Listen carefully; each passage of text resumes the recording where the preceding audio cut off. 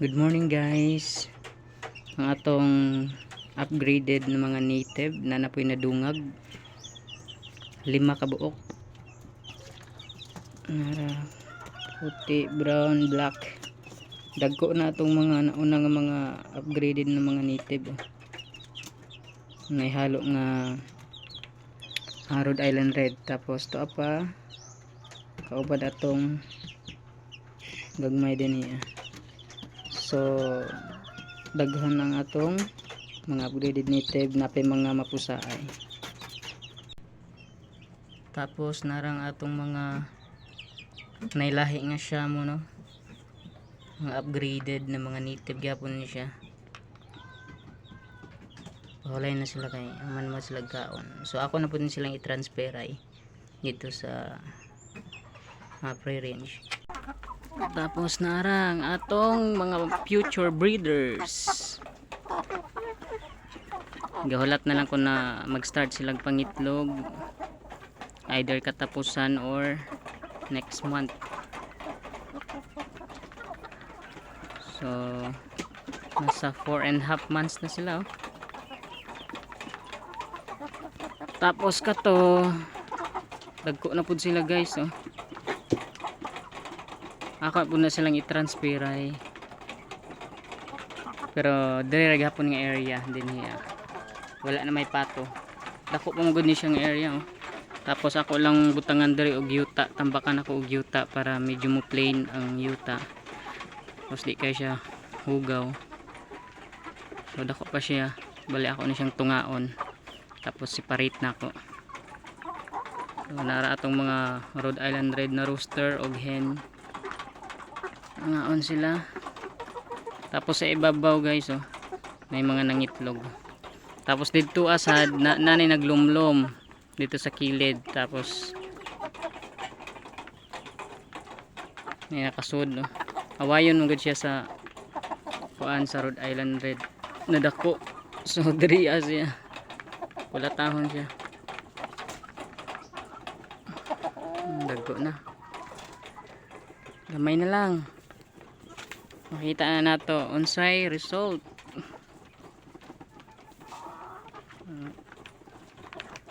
Tapos ang ilang imnanan akong gibutngan og kuan antibacterial.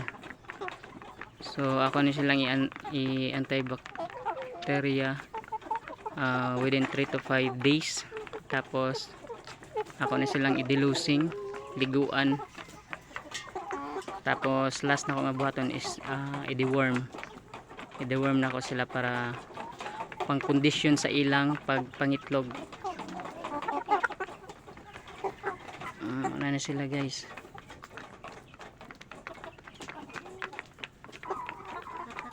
Kaniyo dako nga laki. Dark mahogany, bata pa kayo, 4 months pa kapin. Pero halos same na sila ani. Mas tangkad, halos tangkad pa siya ani, oh. Kato, oh.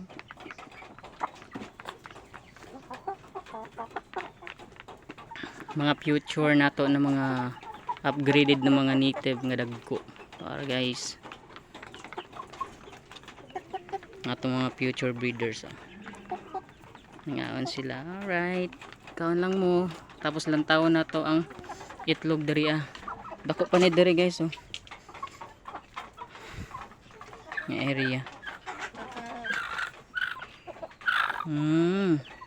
Ngitlog ka. Oops, patanaw ko. Excuse.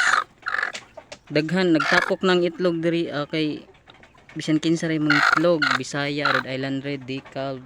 Pero ang good news ani kay diri naana po ng itlog, dari na sila nituod.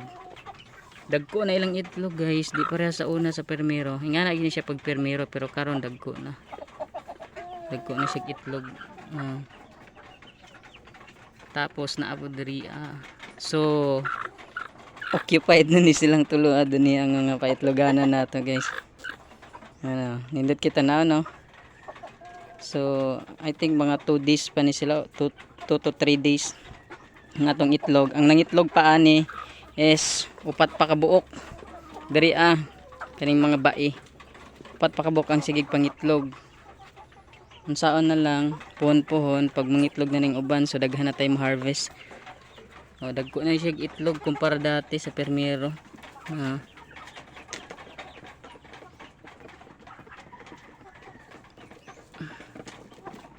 Dagko na siya itlog kumpara sa una. Sa tudlo na ako hapit na mo upat.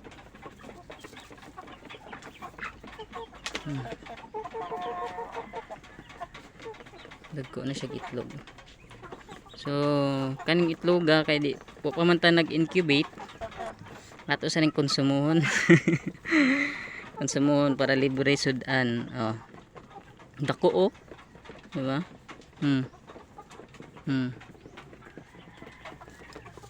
So natay siyam diri guys.